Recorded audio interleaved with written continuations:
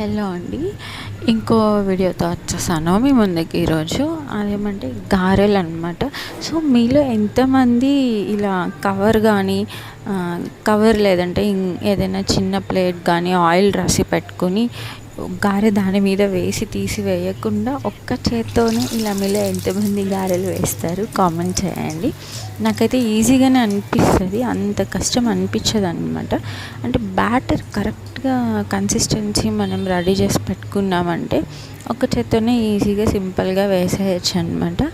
So and నేను ఇక్కడ పొట్టు మినపప్పు తీసుకున్నాను. మినప గుళ్ళు కాకుండా కొంచెం బ్లాక్గా పొట్టు వస్తుంది కదా, సో నేను మోస్ట్లీ అదే ప్రిఫర్ చేస్తాను, కొంచెం ఎక్కువ హెల్దీ కదా అనేసి. సో అందువల్ల కలర్ కొంచెం అంత వైట్ ఉండదు, అంత వైట్ అనేది రాదనమాట.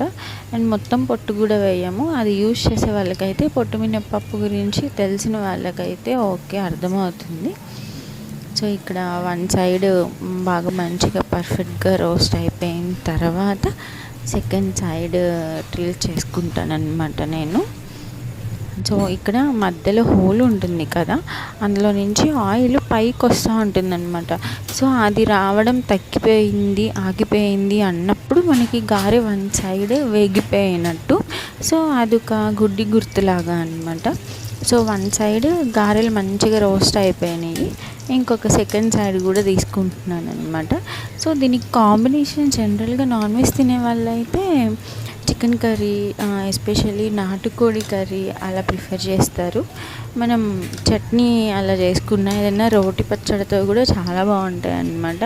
అండ్ ఇది వచ్చి ఇప్పుడు మా డిన్నర్ టైంలో నేను గారెలు వేస్తున్నాను. ఇప్పుడు నేను మార్నింగ్స్ మార్నింగ్స్ కూడా ఎక్కువ మంది తింటూ ఉంటారు, బట్ నేనేమంటే కొంచెం నాకు టైం సరిపోక నేను ఈవినింగ్స్లో ఇలాంటివి 8 డిషెస్ నేను ఎక్కువ ఈవినింగ్స్ చేసుకుంటూ ఉంటాను అనమాట. ఇంట్లో ఈవినింగ్స్ చేస్తాను నేను.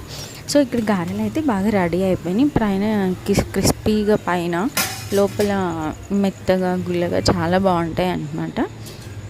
జనరల్గా గారె బ్యాటర్ వేసుకున్న తర్వాత కొంచెం పక్కన పెట్టేస్తాం కదా, ఒక హాఫ్ అన్ అవర్ అట్లా.